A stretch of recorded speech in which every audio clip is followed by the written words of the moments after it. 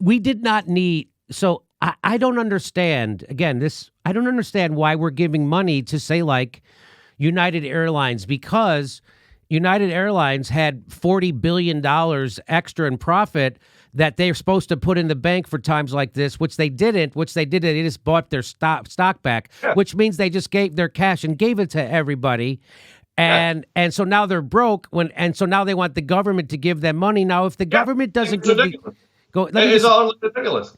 If the government does not give the airline money, the planes do not disappear, right?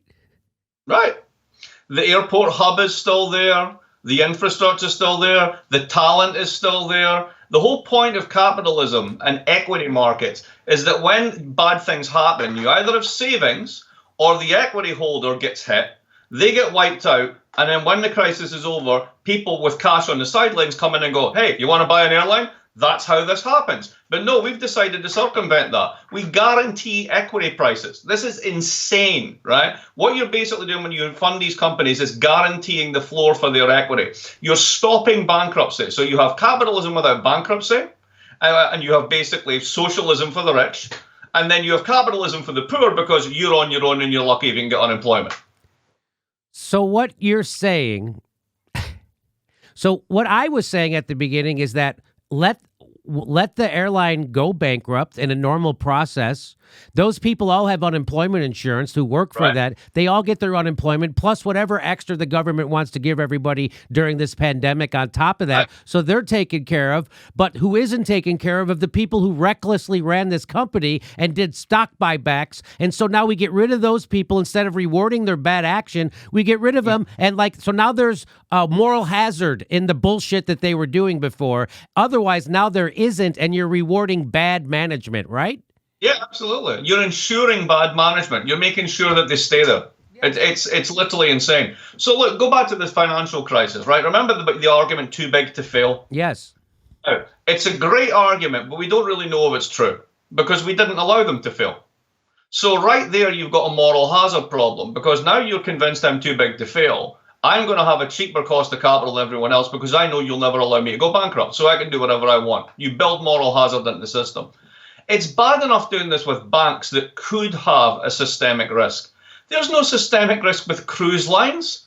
These are giant floating trailer parks of obesity, destroying coral reefs and, just why on earth are we bailing these things out? Capitalism is meant to have bankruptcy written into it. It does for a reason. This literally is bonkers, completely bonkers.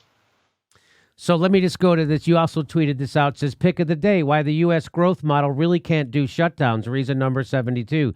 The U.S. small businesses have, at the median, cash to last them 15 days. It used to be 90 days, but that was a long time ago in an economy far, far away. So tell me what this means. So here's what this means. There's a friend of mine who works for a newspaper, and he was doing some research, and he was on how small businesses are dealing with the crisis. And I'm pretty sure it was Milwaukee. And he gets to talk to this baker. And this baker's expanding her bakery. And he says, how come you're expanding? Everyone else is shutting down. And she goes, you hear my accent? Yeah, I'm Russian. You know what Russians do? We have a minimum of 3 months of cash on hand and 6 months if we've got any sense, because we know bad stuff can happen. You know what you Americans do? You put everything on a credit card and assume you'll always have liquidity. I don't do that. So what I'm doing now is I'm buying up all the other bakeries and I'm cutting all of the fancy products and I'm just making bread. Because at the end of the day, people need two things, cash and bread. What you're looking at in that graph is the result of everyone not being that businesswoman. And everybody's saying, hey, why do I need to save up for a rainy day? I can do stock buybacks if you're a big company at the top, or I can basically just have a huge overdraft and run everything through cash flow and credit so that I've got 15 days of cash. Because what could possibly go wrong? I mean, it's not as if my business is going to be sequestered for 3 months, is it? Until it is. And so this here shows that small businesses are out of cash after 15 days, which means they're bankrupt, which means now the price of that business or that asset, we'll call it an asset, is now close to zero. So now in the United States, what the government did is they didn't come by and make it easy for this guy to get loans, because small businesses, there is no mechanism for them to get the money that the government said they should get. They're trying to push it through the banking system, but there's no infrastructure for the banks to actually get that money out to them. So let's say there was 5,000 applications in a normal month for money from the small business. Now there's 500,000. They have no way to get that done. So small businesses aren't getting their money, but who is the richest 1,000 capitalists in the country are getting $4.2 trillion, and they're going to come buy every one of those businesses at fire sale prices. And so when we come out of this, when you drive down the street, it's going to be Acme Inc., and that's it, correct? That is one way it could go. In fairness, I actually know the guy who is personally trying to get the Small Business Administration to ramp up processing from 80,000. So was it again? 80,000 a month in terms of standard applications to 800,000 basically in a month. So they are trying to turn on the spigot. But exactly the way you described it, though, Jimmy, is bang on. We don't have the infrastructure for this stuff, right? We don't have the plumbing, because we never thought it was important to have that plumbing, because we always thought that the markets would work. We always thought that the credit would be there.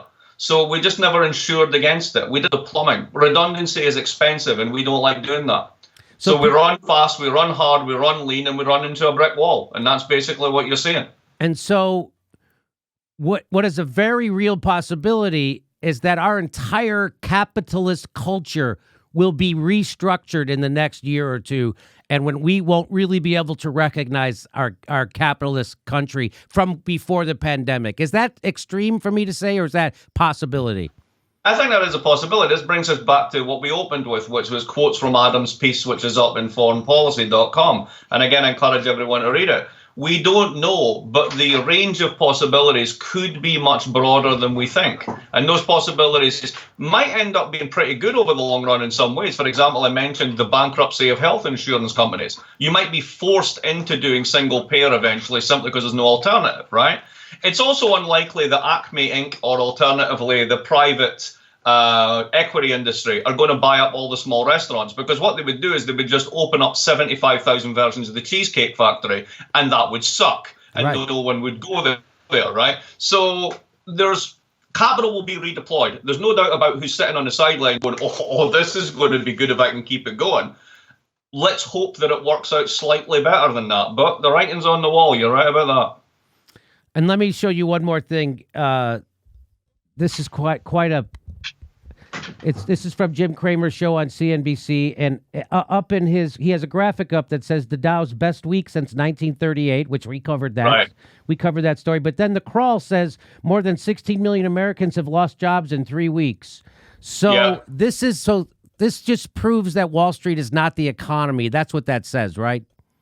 It totally says that. Totally. I mean, again, one way, in fairness, to look at it this way is to say, yeah, but they were coming from way down here. So their best week ever was like just to get back to there. Mm-hmm. So in relative terms, it was the best week ever. But it was still after you fell out of a building and broke both your legs, right? So it is that. But no, but the headline that you're pointing to is absolutely correct. Ultimately, we financialize the economy. And what do we mean by that? Well, stock buybacks are a great example of this. The problem with the 737 from Boeing isn't just the aircraft. It's the fact that it became a vehicle for them to basically book sales that they hadn't made yet, so they could have a buyback schedule to support their stock price, so that they could enrich everybody who's on the inside on the C-suite who gets paid with stock compensation. Once the point of your company isn't making planes, it's about making paper profits, you don't have a company left. It's a kind of an infection, a virus, if you will, which is eating away at the good sides of production and capitalism. And unfortunately, we're not really focusing on doing anything about that. Wow, that's very well said. Yeah, and we're not. And I see a very dystopian future. Should I be pessimistic or optimistic? How are you? Well, I'm always an optimist. I have to be because I'm Scottish, right? So, you know, I was born into a land of dystopians. And then I moved to America because I got fed up of it. I think there's a lot of resilience out there. I think that the one thing I do know is business is going to be open again in June, right? Regardless of what happens, because we can't do long-term shutdowns. And when we start opening again in June and July, so long as we manage the pandemic in some way that it doesn't completely crush the health system moving forward, better testing, etc., it's going to be a slog. A lot of people are going to definitely be hurt, but it will come back. The question is, what's the distribution in the comeback? Who gets what in the comeback, right? That's the really important part there. Does this mean even more concentration of wealth and power at the top? Or does it mean people actually get to say, no, you lied to us. You said we couldn't have these things, and then you proved that we can. You don't get to put the genie back in the bottle. Let's see which way it plays out. That's fingers crossed that that's the way it plays out. Fingers crossed that people do that. I know we've had you on. Let me ask you one more question. We already touched on this. Do you think they're going to do a general debt forgiveness and a mortgage debt forgiveness, or do you think that's a credit card debt forgiveness? What do you see happening? I think that they're going to have to. Basically, if you look at this in sovereign debt markets, right, when governments borrow and get into trouble, what happens all the time are called haircuts, where basically people get together and go, look, if you keep squeezing, you're going to get nothing back. So how about you get 30 cents on the dollar, right? So what you're going to get is haircuts on all this debt because there's simply no capacity to pay. And the one thing that bankruptcy is there for is definitely, to deal with companies, and so equity get crushed, as we're talking about. But it's also something else. It's to make sure that debts are payable. And if you have unpayable debt, if you have, as the lawyers call it, odious debt, then you just walk away. And we're going to have to walk away from large chunks of this. One of the problems after the '08 crisis was nobody did take a haircut. Is that correct? No, some people did take haircuts. That's not strictly true. Over time, they certainly got back to where they were, and the biggest banks that were protected because they were too big to fail, certainly, they made hay out of it. There's no doubt about that. But there were haircuts. Were they as much as they should have been? No, they should have been down to number 2 skinheads. But what they got was a nice coiffure. Okay. Okay. All right. The corporations and the oligarchs certainly use this crisis to get their agenda passed. And I've been urging progressive politicians to use this crisis to get our agenda passed. Do you think that's correct? Yeah, I think that is correct. And ultimately, I think that change is coming. And sadly, with the destruction of the campaign and the end of Bernie's campaign, this is only round 1.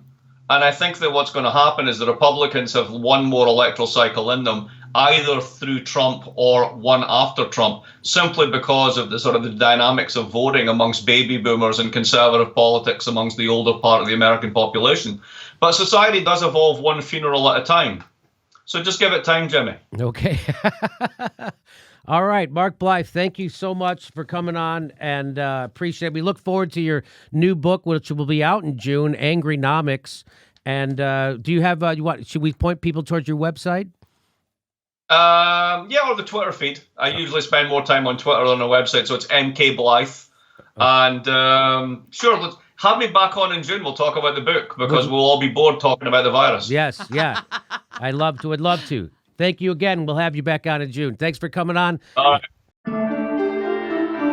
Hey, this is the part where I tell you where our live shows are, but there aren't any. And then I would tell you to go join our premium, but nobody has a fucking job. So why don't you just enjoy the video?